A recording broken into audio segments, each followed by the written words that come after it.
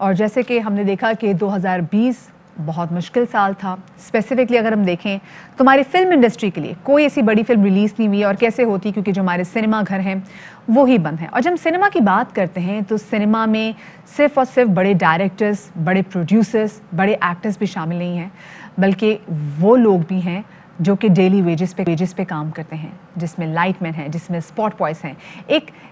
हमारे सामने जब हम टेलीविजन देख रहे होते हैं, हम फिल्म देख रहे होते हैं, तो हमारे सामने तो बड़े बड़े किरदार ही नजर आ रहे होते हैं, लेकिन वो सिर्फ दो बड़े किरदार ही उस फिल्म को पेश नहीं कर रहे होते, बल्कि एक बहुत बड़ी टीम होती है जो कि बिहाइंड द कैमरा जो है वो काम कर रही होती है। और कोरोना की वबा से जहाँ ज़िंदगी के मुख्तलिफ शोबों पर हमने देखा कि काफ़ी ज़रा बुरा असर पड़ा है, वहीं हमारी एंटरटेनमेंट की इंडस्ट्री भी जो है वो बिल्कुल भी सिताब से आ रही नहीं है। इस जालिम वबा ने सिनेमा घरों को भी ताले लगवा दिए हैं, जिसके बाद इस फिल्मी दुनिया से जुड़ी तल हकीकत सामने आई है। बेरोजगारी और भूख अफलास के बाइस इस सनत से वाबस्ता अफराद बहुत ज़्यादा परेशानी का शिकार हैं। एंटरटेनमेंट इंडस्ट्री में सिनेमा घरों का किरदार इंतहाई अहम है, और फिल्म की कास्ट में बेशक जो नामवर सितारे हों, अच्छे गाने हों, खूबसूरत लोकेशंस हों, फिल्म भारी सरमाए से बनी हुई हो, लेकिन जिसका असल इम्तिहान होता है वो सिनेमा के पर्दे पर होता है, जहाँ शायकीन इसकी किस्मत का फैसला करते हैं। और इसी बात करेंगे कि सिनेमा इंडस्ट्री जो है वो इस वक्त कहाँ पर खड़ी है। फिल्म डिस्ट्रीब्यूटर और सिनेमा के मालिक नदीम मांडवीवाला साहब इस वक्त हमारे साथ मौजूद है। नदीम साहब, बहुत शुक्रिया आपका कि आपने हमें वक्त दिया। नदीम साहब, हमने देखा 2020 में कोई बड़ी फिल्म नहीं आई, हमारे सिनेमा घर जो हैं वो दोबारा वैसे आबाद नहीं हो सके, जहाँ तमाम चीज़ें वापस आ गई, हमारे सिनेमा घरों की रौनकें जो हैं वो बहाल नहीं हो सकी। कितना बड़ा नुकसान हुआ है सिनेमा इंडस्ट्री में काम करने वाले लोगों को? जी, ये तो बताना बहुत ही मुश्किल है जब तक सिनेमा दोबारा खुलते नहीं। लेकिन ये एक बहुत बड़े चैलेंज में चले गए हैं अब हम सिनेमा इंडस्ट्री, और सिनेमा इंडस्ट्री पाकिस्तान के अंदर ही नहीं, पूरी दुनिया के अंदर जो है वो एक ऐसे चैलेंज में चली गई है जो उनको अभी खुद पता नहीं है कि इसको ओवरकम कैसे किया जाएगा, क्योंकि लॉसेस जो हैं वो इतने ज़्यादा हो गए सारी दुनिया के अंदर, सिनेमा खास तौर पे सिनेमा इंडस्ट्री के अंदर, क्योंकि ये वो इंडस्ट्री है जो अभी तक खुल ही नहीं पा रही है। क्योंकि जो ड्रिवन इंडस्ट्रीज हैं आपकी, वो अपना पूरा प्रोडक्ट जो है वो 2021 पे ले गए, समर 2021 में, और जिसकी वजह से अगर सिनेमा खोल भी रहा है कोई, तो वो पुरानी फिल्में चला के, या जो नई आ रही हैं वो इतनी छोटी हैं कि उसकी वजह से सिनेमा चल नहीं पा रहे। सही। अच्छा नदीम साहब, आपको लग रहा है कि 2021 में जहां पर बाकी तमाम तर जो जिंदगी के काम थे वो मामूलात पर आ रहे हैं, समहाउ सिनेमा में भी हम देखेंगे कि जो फिल्म्स हैं वो दोबारा से आएंगी, नई फिल्म्स, क्योंकि हम देख रहे हैं काफी ऐसे फिल्मों पे काम तो हो रहा है लेकिन फिल्में आ नहीं रही। जी, हमें पूरी उम्मीद है, खासतौर पे पाकिस्तान के अंदर खुद कोई 30-35 फिल्में जो हैं वो पोस्ट प्रोडक्शन में हैं, और हर कोई ना कोई किसी मरहले पे हैं जो तैयार होने वाली हैं।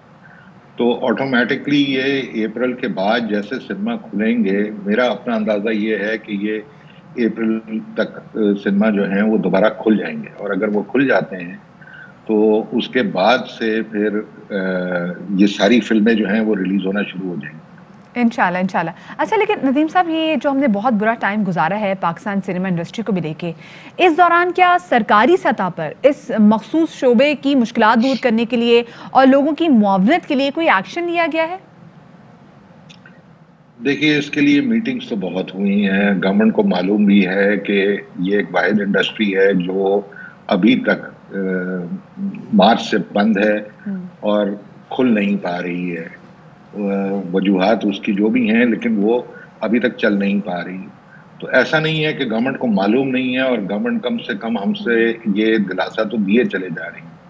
और उम्मीद भी है कि गवर्नमेंट विल कम आउट, क्योंकि दुनिया के अंदर हर जगह सिनेमा इंडस्ट्रीज के साथ पैकेजेस दिए गए हैं खास तौर पे, वरना तो वो बैंक्रप्सी की तरफ जा रहे हैं। तो उसकी वजह से हमें भी उम्मीद ये है कि government will come out at the right time, and they will announce some incentives कि जिसकी वजह से एक होप पैदा हो सिनेमा वालों को भी कि भाई हमें बिल्कुल छोड़ नहीं दिया गया, गवर्नमेंट तो नदीम साहब, आप लोगों की इतनी मुलाकातें भी हुई हैं, तो क्या ऐसे उसके बाद कोई रिलीफ पैकेज की बात की जा रही है? क्योंकि अगर जिसको जितना डिले किया जाएगा तो कहीं ऐसा ना हो कि वापस हमारी सिनेमा इंडस्ट्री को, हमारी फिल्म इंडस्ट्री को पैरों पे खड़ा करना बड़ा मुश्किल हो जाए और फिर वही हमने जैसे एक टाइम में देखा था कि जो सिनेमा घर थे उनकी बिल्डिंग्स गिरा रहे थे, वहाँ पे बड़े बड़े प्लाजाज बन रहे थे। एक्चुअली इसको थोड़ा सा अमेलगमेट कर दिया है फिल्म पॉलिसी के साथ। तो वो जो रिलीफ पैकेज भी जो है वो फिल्म पॉलिसी और दोनों चीजें एक साथ आने लगी हैं, जिसका शिबली साहब ने अभी जिक्र भी किया था अपने एक इंटरव्यू के अंदर कि मार्च में वो एक्सपेक्टेड है कि वो दोनों चीजें इम्प्लीमेंट होंगी। सो उम्मीद तो यही है कि मार्च में कोई ऐसा इंसेंटिव प्लान गवर्नमेंट की तरफ से आएगा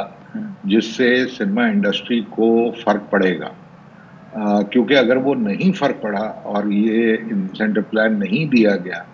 तो आपके बहुत सारे सिनेमा जो हैं वो they will be in a lot of trouble, कि जिसकी वजह से वो जब खुलने पे भी आएंगे तो उनके पास इतना कैश फ्लो ही नहीं होगा, उनके पास कोई इंसेंटिव नहीं होगा कि वो अपने आप को खोल सके,